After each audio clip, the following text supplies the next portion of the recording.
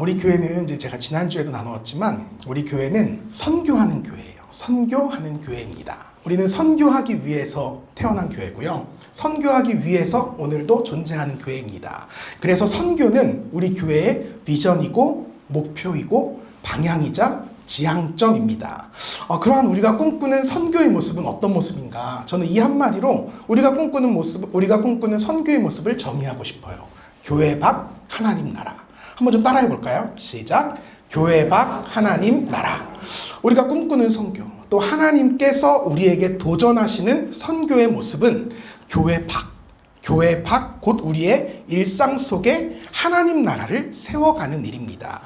우리가 그저 우리끼리 이렇게 안에 모여서 참 즐겁고 행복한 교제를 나누는 것도 물론 너무 좋지요. 근데 거기서 우리의 신앙생활이 그치는 것이 아니라 이 교회의 담장을 넘어서 울타리를 넘어가서 우리가 살아가는 우리의 가정, 또 학교, 또 일터 가운데에서 우리의 모든 삶의 자리에서 하나님의 나라를 세워나가는 삶. 이걸 조금 더 구체적으로 표현을 하자면 교회 밖에 우리의 모든 일상 속에서 기독교적 가치관을 실천하고 용기 있게 살아가는 삶.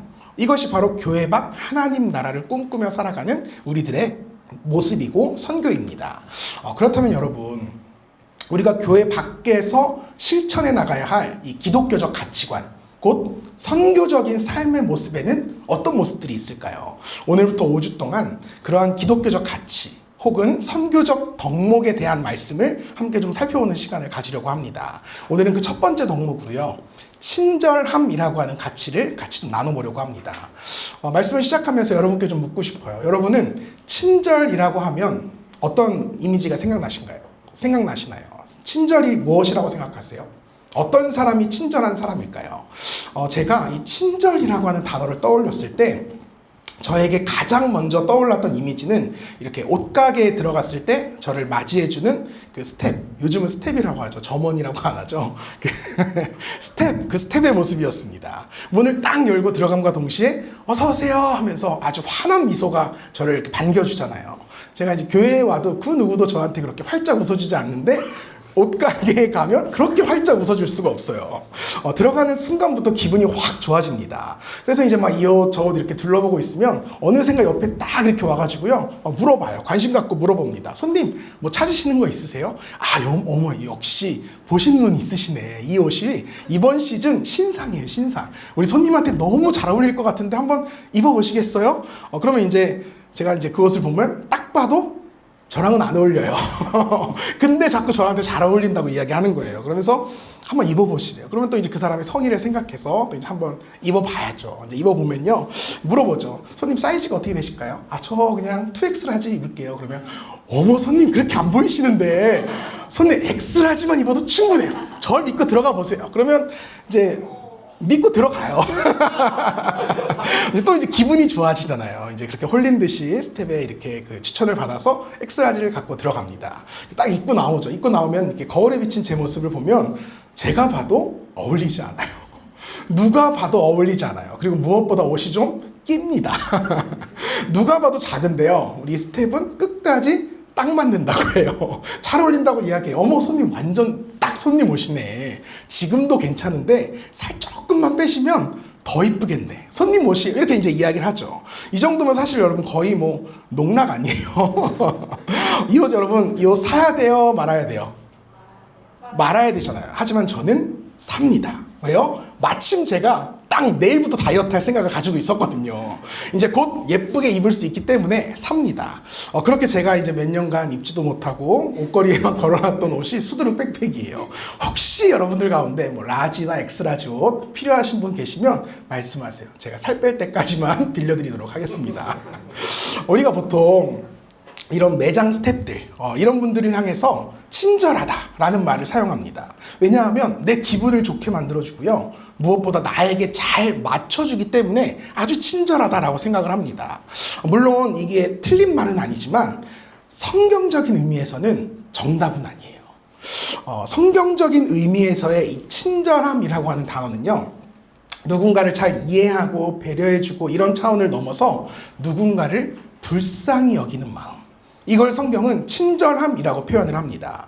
이 친절이라고 하는 뜻을 가진 영어 단어 kind라고 하는 말의 어원은 불쌍히 여기는 마음, 동정하는 마음이라고 하는 이 compassion이라는 단어와 그 뿌리를 같이 합니다. 그 친절한 마음의 시작은 무엇이냐?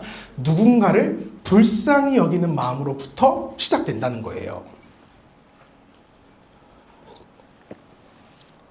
우리가 이렇게 성경을 읽다 보면요, 예수님의 마음을 표현하는 여러 가지 표현들이 등장하는데 그 중에서 유독 자주 등장하는 표현 하나가 있어요. 그게 뭐냐 하면 예수께서 무리를 보시고 불쌍히 여기사. 예수께서 무리를 보시고 불쌍히 여기사. 예수님께서 사람들을 불쌍히 여기신다라고 하는 말이요, 성경 곳곳에 얼마나 많이 등장하는지 모릅니다. 예수님은요, 자신을 따라다니는 사람들을 향해서 늘 불쌍한 마음을 가지셨어요. 병에 걸려 아파하는 사람들을 불쌍히 여기셨고요, 가난하고 소외된 사람들을 불쌍히 여기셨어요. 또 율법에 억눌린 채 살아가는 사람들도 불쌍히 여기셨고, 뿐만 아니라 심지어 자신을 죽이려고 하는 로마 군사들마저도 불쌍하다고 생각하셨습니다. 오죽하면 예수님이 십자가 위에서 돌아가시는 바로 그 순간마저도 자신을 희롱하면서 핍박하는 로마 군인들을 바라보시면서 주여, 이들이 무엇을 하고 있는지 모릅니다. 불쌍히 여겨 주옵소서. 이렇게 기도하셨습니다. 이것이 바로 성경이 증거하는 성경적인 의미의 친절함이라는 것입니다.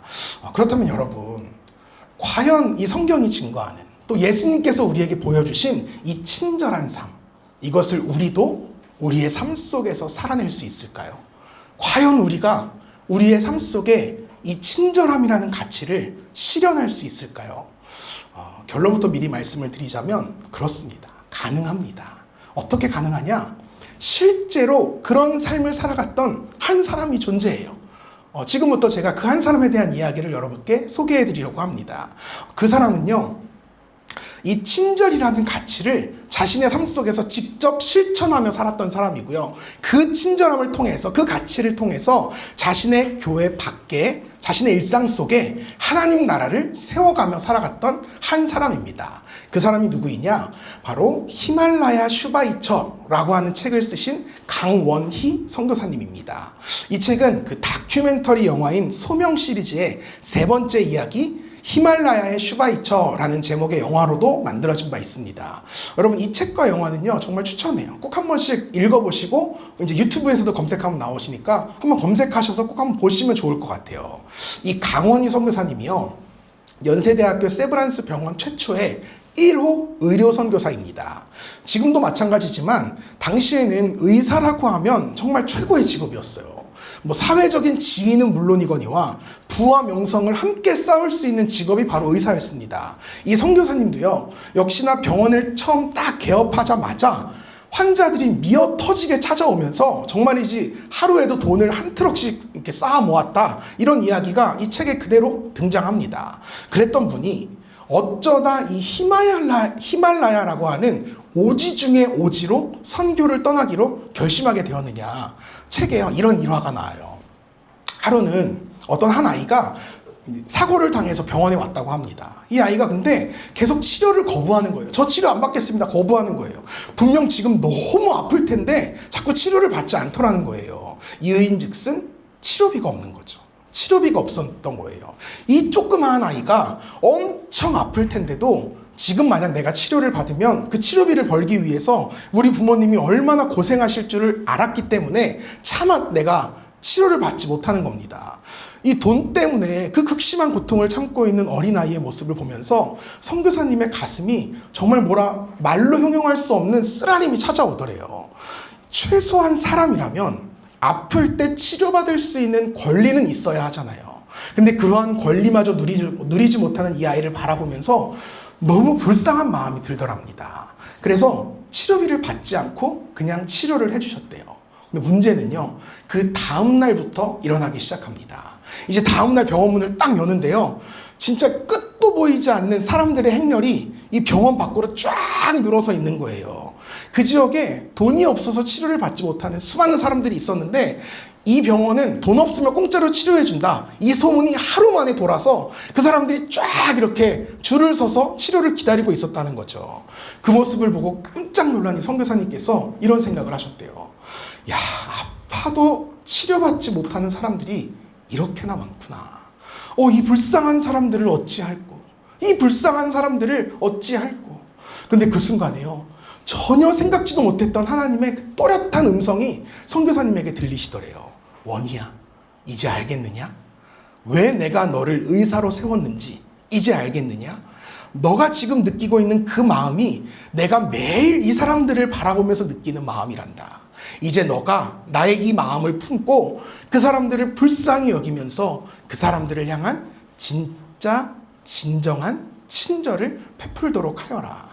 이 하나님의 음성을 듣고 선교사님이 그제야 자신의 삶의 이유, 분명한 사명을 깨달으셨다는 거예요. 그리고 하나님께 이런 기도를 드리셨답니다. 하나님, 이제껏 제가 왜 다른 사람들을 바라볼 때 이런 마음을 품지 못했을까요? 왜 가난하고 병든 저 사람들이, 저 아이들이 그동안은 불쌍하게 보이지 않았던 걸까요? 제 안에 계신 우리 주님의 음성에 제가 귀 기울이지 않았기 때문입니다. 제가 이제야 주님의 음성을 듣습니다. 이제야 제가 주님의 마음을 품습니다. 이제 주님의 마음을 품고 주님의 뜻에 따라 제 모든 삶을 바치겠습니다. 저를 사용해 주십시오. 이 기도와 함께 선교사님이 세계에서 가장 가난한 나라 중 하나인 네팔에 가서 의료 선교를 하고 또 이어서 방글라데시, 스리랑카, 에티오피아 이런 수많은 오지들을 다니면서 평생을 의료 사업에, 의료 선교에 자신의 삶을 바치셨습니다. 책의 말미에요. 선교사님께서 한마디의 말씀을 하시는데 이게 저에게 굉장히 인상이 깊었어요. 오랫동안 기억에 남더라고요. 뭐라고 하시냐면, 좋은 의사는 수술을 잘하는 의사도 아니고 진료를 잘하는 의사도 아닙니다. 가장 좋은 의사는 환자를 불쌍하게 여길 줄 아는 의사입니다. 제가 이 글을 읽는데요. 제 마음 한켠이 너무 먹먹해지는 거예요. 어쩌면 나도 하나님 앞에 그 영혼을 고치는 의사로 부름받은 목사인데 내가 그동안 좋게 생각했던 좋은 목사란 어떤 사람이었지?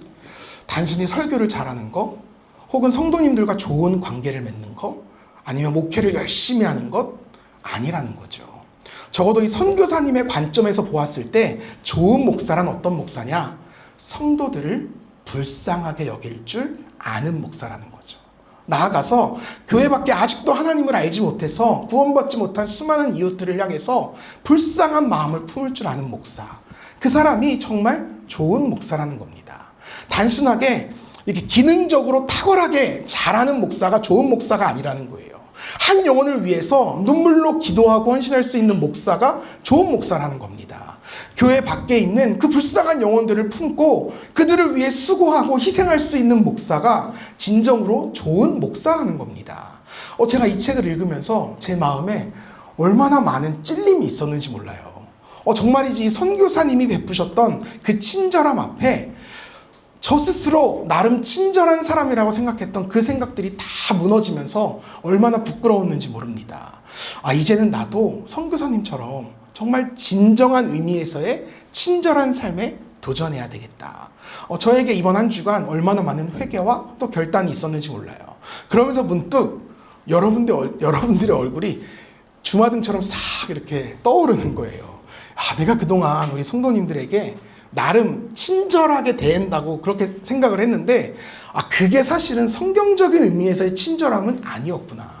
또 제가 저희 일상 속에서 만나는 많은 사람들이 있잖아요. 학교에서 혹은 일터에서 일가 친척들이나 옆집 아저씨까지 그들의 얼굴도 막 떠오르는 거예요.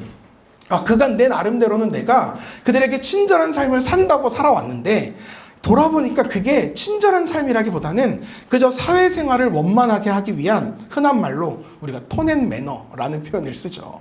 세상적인 젠틀함이었을 뿐이지 성경적인 의미에서의 친절함은 아니었구나. 이런 생각이 저에게 드는 거예요. 그러면서 저도 모르게요. 이런 기도가 불쑥 튀어나오더라고요. 하나님 부디 저에게도 친절한 마음을 주세요. 그래서 우리 사랑하는 성도님들 바라볼 때 긍휼의 눈, 사랑의 눈, 용서의 눈으로 바라보게 해주세요. 우리 성도님들의 삶을 제가 진정으로 이해하고 공감하고 품고 보듬을 수 있게 해주세요. 저의 모든 일상 속에서 만나는 그 수많은 사람들을 불쌍히 여기고 그들에게 진정한 참된 친절을 베풀 수 있게 해주세요. 지난 한 주간 제가 이 기도를 드리면서 얼마나 많이 울었는지 몰라요. 근데요, 제가 이렇게 하염없이 눈물을 흘리며 기도하는데요, 제 개인적으로 굉장히 신기한 체험을 한 가지 했어요. 제가 한참을 울면서 기도하고 있는데 문득 저에게 이런 생각이 드는 거예요. 근데 내가 지금 왜 이렇게 울고 있지? 내가 이렇게 눈물이 많은 사람이 아닌데 왜 기도할 때마다 자꾸 눈물이 쏟아지는 거지? 근데 그 순간 하나님께서 저에게 너무 또렷한 음성으로 말씀하시는 거예요. 원성아, 너가 지금 너희 성도들의 마음을 품게 해달라고 기도하지 않았느냐? 너가 지금 너의 이웃들의 삶을 이해하고 공감하게 해달라고 기도하지 않았느냐? 그 순간 제가 깨달았어요. 여러분들의 삶 속에 이렇게나 많은 눈물이 담겨 있었구나. 여러분의 마음이 이렇게나 많이 아팠구나 라는 사실을 제가 불현듯 깨닫게 되었어요. 여러분, 다 겉으로는 이렇게 티 안 나게 웃으면서 살아가고 계시지만 여러분 마음속에 얼마나 많은 아픔과 상처를 담고 살아가고 있어요. 누구에게도 말하지 못하는, 정말 여러분만 알고 있는 그 쓰디쓴 얼룩과 쓴뿌리들이 여러분의 삶에 얼마나 가득하십니까? 제가 여러분의 마음을 품게 해달라고 기도하니까 하나님이 정말 응답해 주신 거예요. 그래서 여러분의 마음을 조금이나마 느끼게 해주셨어요. 여러분의 마음을 품고 나니까 그제야 정말 여러분을 바라보는 눈이 달라지기 시작했습니다. 제가 정말 솔직히 말씀을 드리자면 제가 사실 이 중에서요, 내가 제일 힘겹다고 생각했거든요. 내 인생이 제일 힘들어. 왜냐하면 나는 개척교회 목사잖아. 21세기 대한민국 사회에서 개척교회 목사 이길 수 있는 사람이 있어요? 난 내가 제일 힘들고 고달픈 인생을 살고 있다고 그렇게 생각을 했어요. 근데 아니었어요. 나만 불쌍한 게 아니었어요. 여러분들도 불쌍해. 여러분들도 나만큼 불쌍한 인생인 거예요. 아니, 어쩌면 나보다 더 힘겨운 인생을 여러분도 살고 있는 거예요. 그걸 이번 말씀을 준비하면서 하나님이 저에게 깨닫게 해주셨다는 겁니다. 물론 제가 여러분들 가슴 속에 있는 그 저마다의 깊은 사연들을 다 알진 못해요. 저는 딱 여러분들이 나눠주시는 만큼만 알 수 있어요. 하지만 제가 이번 한 주간 깨달았게 된 것은 내가 알고 있는 게 전부가 아니구나 라는 사실을 깨닫게 되었습니다. 저나 여러분이나 똑같이 하나님 앞에서 불쌍한 존재들입니다. 그래서 우리에게는 모두가 하나님의 절대적인 도우심이 필요한 존재들입니다. 또한 그 하나님의 도우심의 손길을 서로가 서로에게 베풀고 채워주고 간증하기 위해서 주님께서 우리를 이렇게 주님 안에 한 신앙 공동체로 모아주셨어요. 이 사실을 제가 분명하게 깨닫게 되었습니다. 그렇게 저에게 이 긍휼의 눈, 정말 사랑과 용서의 눈이 뜨여지기 시작하니까 이제야 조금씩 제 삶에요, 진정한 의미에서의 친절이 무엇인지를 깨닫게 되고요, 베풀고자 하는 용기가 생겨나기 시작했어요. 이상하게 정말 유독 이번 한 주간은요, 정말 양심선언할게요. 이번 한 주간은요, 단 한 번도 여러분들이 얄밉지 않은 거예요. 저도 이제 목사도 사람이잖아요. 목회를 하다 보면요, 가끔씩 그런 순간들이 있어요. 성도지만 진짜 이렇게 서운하고 섭섭함을 느낄 때가 있습니다. 왜 저렇게밖에 못하지? 혹은 저기서 한 걸음만 더 나가면 좋겠는데 왜 저기서 이렇게 제자리 걸으면 멈춰있지? 이런 좀 야속함, 또 아쉬움이 들 때가 있어요.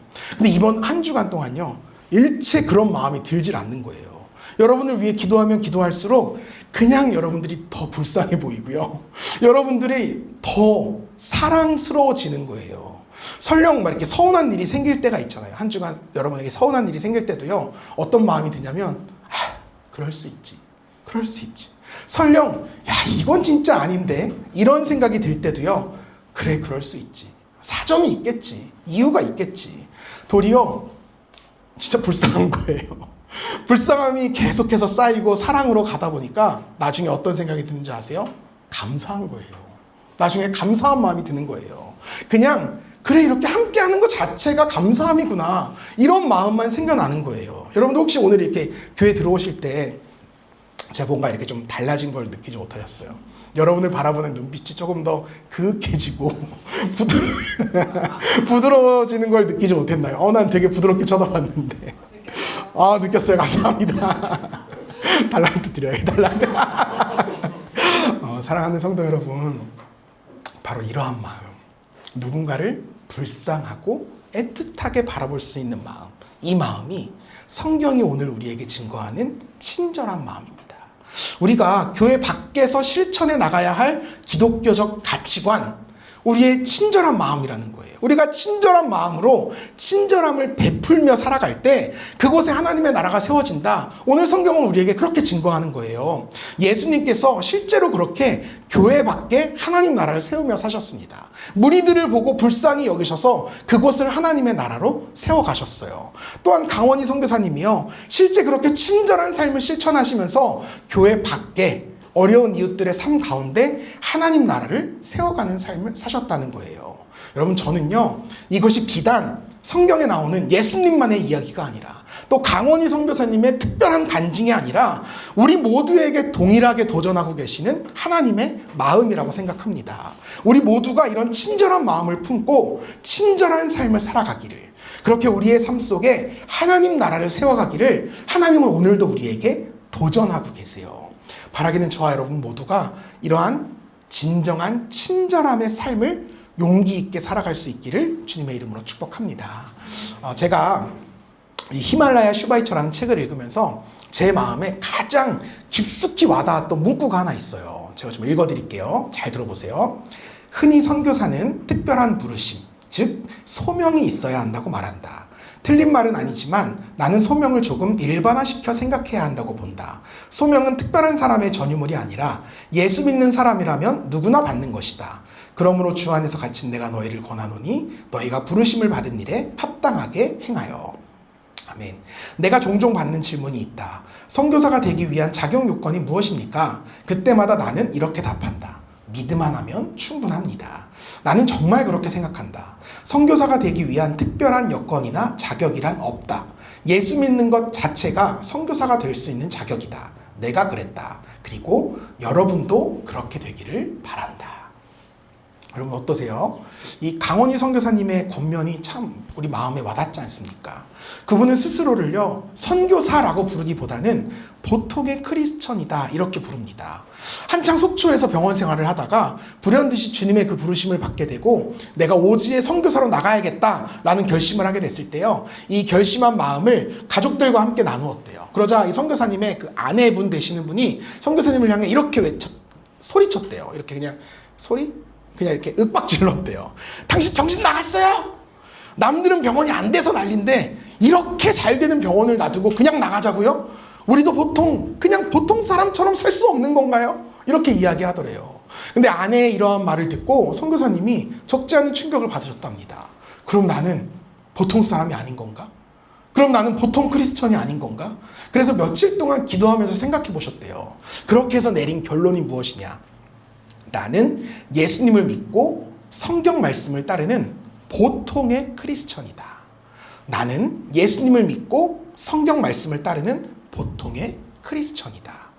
제가 이 글을 읽으면서 선교에 대한 분명한 정의가 딱 세워졌습니다. 선교란 보통의 크리스천이 가장 평범한 믿음으로 예수님을 따라 사는 삶입니다. 나의 삶 속에서 그저 친절을 베풀며 살아가는 삶이 곧 선교라는 겁니다. 저는 이러한 선교의 정의 속에서 우리가 교회 밖 하나님 나라를 세워가는 비결이 고스란히 담겨 있다고 생각해요. 예수님을 따라 살아가는 친절함이라는 가치, 그것이 우리가 추구해야 할 선교적인 삶의 모습이라는 겁니다.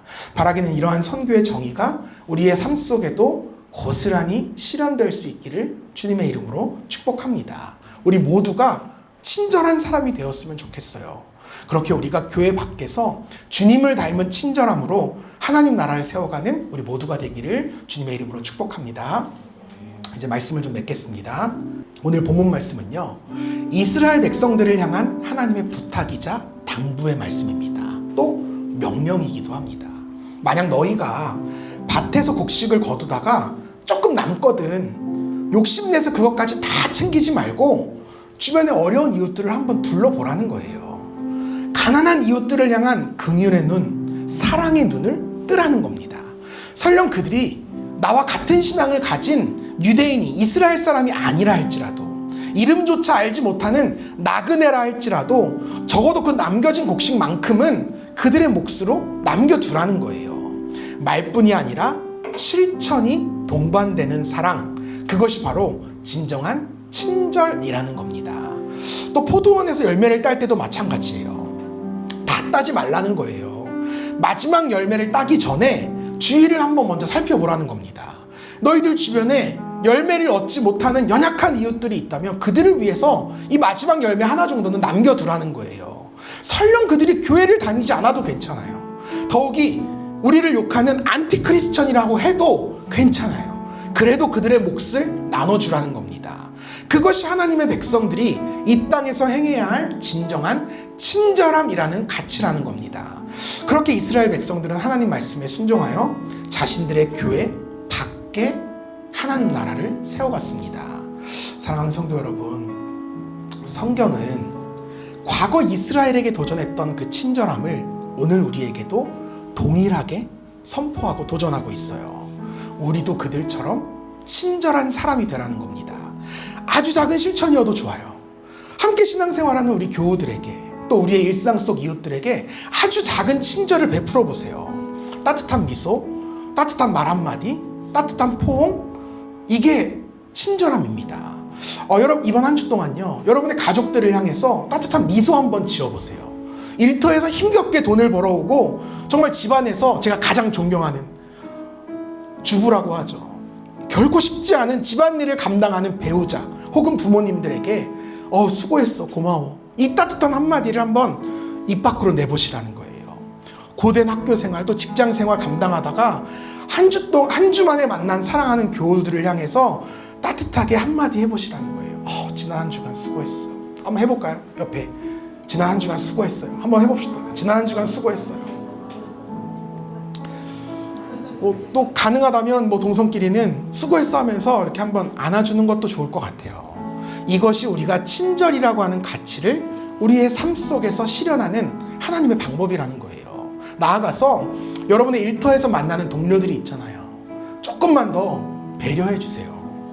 진짜 얄밉고 꼴보기 싫은 사람들이 있죠. 당연히 있죠. 근데요, 너무 티내지 마세요. 저도 회사 생활 해본 사람으로서 막 그 사람을 위해서 커피 타주세요, 밥 사주세요, 이런 거는 말하지도 않아요. 그냥 티만 내지 마. 내가 너 싫어해, 이 티만 좀 내지 말아보세요. 그것도 친절이에요. 그리고 한 번 더 참으시고요, 그의 평안을 위해서, 그의 구원을 위해서 조용히 마음속으로 기도해 주세요. 또 학교에서요, 너무 나만 잘하려고 하지 말고 조금 내 주변에 어려워하는 친구들 있잖아요. 잘 못하는 친구들 있잖아요. 가서 도와주세요. 이게 성경이 말하는 친절함입니다. 그리고 보면요, 우리나라 속담에 진짜 기가 막힌 표현이 하나 있어요. 미운 놈 떡 하나 더 준다. 이 말 이번 주에 생각하면서 저 진짜 은혜 받았어요. 감동 받았어요. 미운 놈 떡 하나 더 주는 거, 이거 얼마나 성경적이에요. 오늘 설교를 한마디로 완전히 압축하고 있잖아요. 미운 놈 있지만, 진짜 꼴보기 싫은 놈 하나 있지만 그래도 나에게 있는 떡 하나 더 주는 거, 이게 바로 선교이고요, 친절한 삶이에요. 사랑하는 여러분, 저는 여러분들의 삶 속에 이러한 친절의 열매가 맺히기를 바랍니다. 안디옥 교회 성도들이요, 처음으로 크리스천이라는 별명을 받았어요.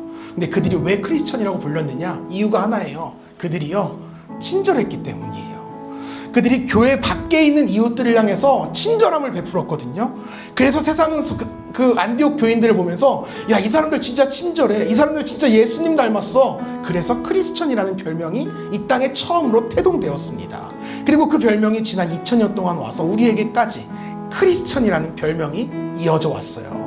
그들은 절대 교회 안에서 크리스천이 된 게 아닙니다. 교회 밖에서 크리스천이 되었습니다. 바라기는 우리에게도 그런 놀라운 간증의 역사가 늘 있기를 바랍니다. 교회 밖의 세상 사람들이 우리를 향해서 크리스천이라고 불러주었으면 좋겠습니다. 우리 모두 친절한 크리스천이 됩시다.